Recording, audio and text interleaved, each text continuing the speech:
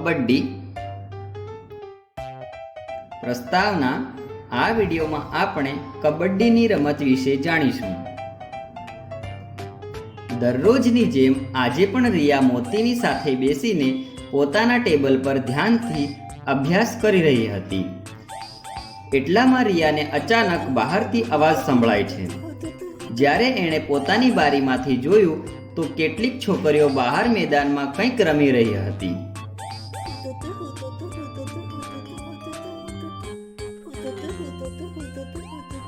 રિયાએ સાંભળ્યું તે છોકરીઓ રમતી વખતે કબડ્ડી કબડ્ડી બોલી રહી હતી અને ક્યારેક ક્યારેક આઉટ આઉટ જોરથી બોલી રહી હતી. આ લોકો શું રમી રહ્યા છે અને વારંવાર કબડ્ડી એવું કેમ બોલી રહ્યા છે? શું તમને ખબર છે આ રમત કઈ છે? અને એ છોકરીઓ કબડ્ડી કબડ્ડી એવું કેમ બોલી રહી છે?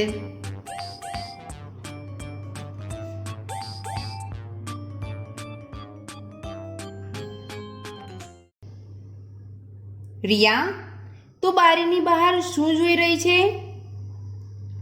મમ્મી, બહાર આ છોકરીઓ કઈ રમત રમી રહી છે? આ સાંભળીને મમ્મીએ બારીની બહાર જોયું.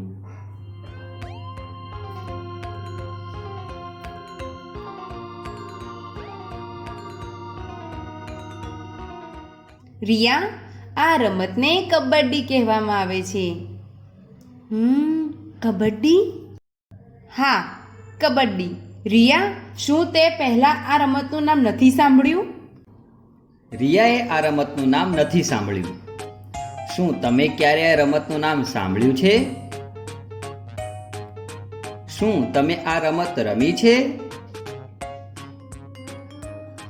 આ રમતને અમુક માણસો કબડ્ડી કહે છે, અમુક હુતોતો કહે છે, તો અમુક છું કિટકિટ કહે છે, તો કેટલાય બીજા નામથી બોલાવે છે. તમે આ રમતને કયા નામથી ઓળખો છો? રિયાએ પોતાના મિત્રો સાથે આ રમત કોઈ દિવસ રમી ન હતી, એટલા માટે રિયાને આ રમત વિશે ખબર ન હતી. મમ્મી, આ રમત કેવી રીતે રમાય છે? કબડ્ડીની રમતમાં 2 ટીમ હોય છે. દરેક ટીમમાં 12 ખેલાડીઓ હોય છે. તેમાંથી ફક્ત 7 ખેલાડીઓ જ મેદાનમાં રમી શકે છે. કબડ્ડીની રમતમાં પોતાનો શ્વાસ રોકીને કબડ્ડી કબડ્ડી બોલતા સામેની ટીમમાં ખેલાડીને સ્પર્શીને પાછું આવવાનું હોય છે. તો મમ્મી, તે આઉટ કેવી રીતે થાય છે?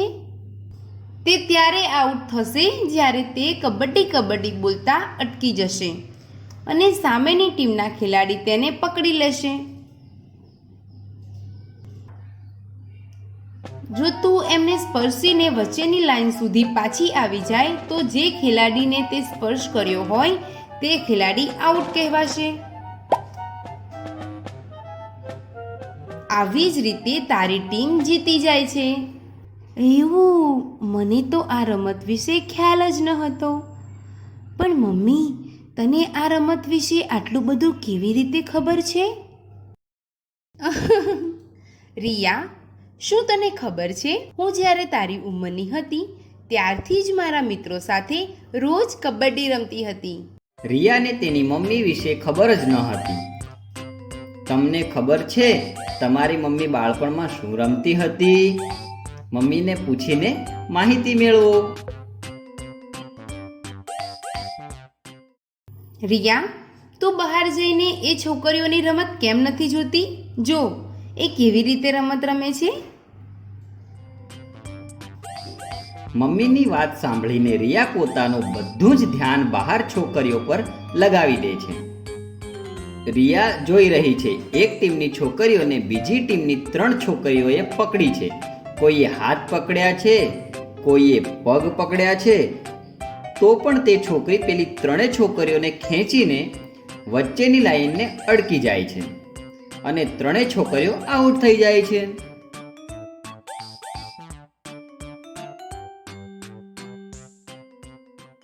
મમ્મી, મને તો લાગ્યું કે તે છોકરી પોતે આઉટ થઈ જશે, પણ તેણે તો એકલીએ જ બધી છોકરીઓને આઉટ કરી.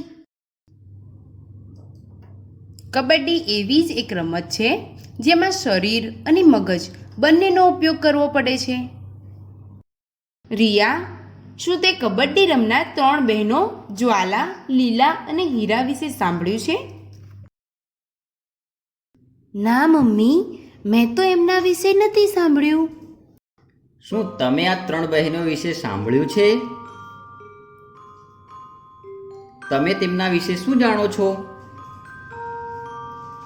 રિયા, તને ખબર છે?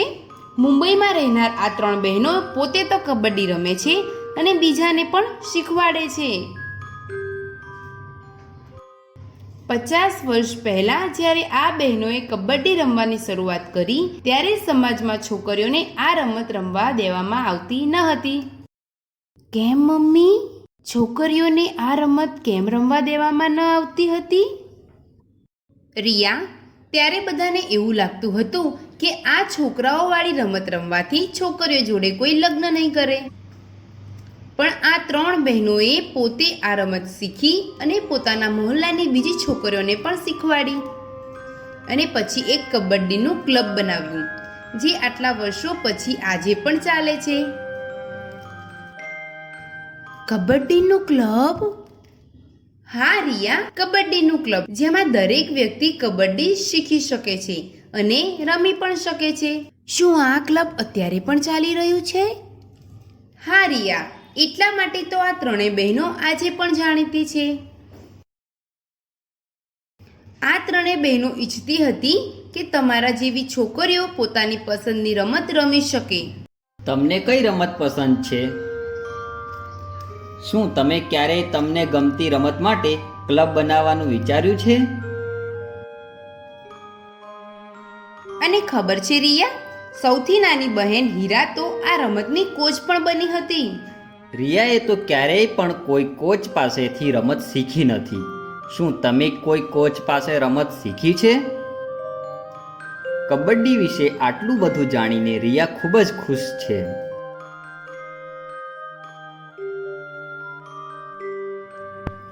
મમ્મી, કબડ્ડી આટલી મજાની રમત છે એ તો મને આજે જ ખબર પડી. કબડ્ડી રમવાથી મજા પણ આવે છે અને કસરત પણ થઈ જાય છે. મમ્મી, શું હું પણ કબડ્ડી રમી શકું છું? હા, કેમ નહીં રિયા? જા, બહાર જઈને પહેલાં એ છોકરીઓને પૂછ કે તે લોકો તને એમની સાથે રમતમાં સામેલ કરશે કે નહીં.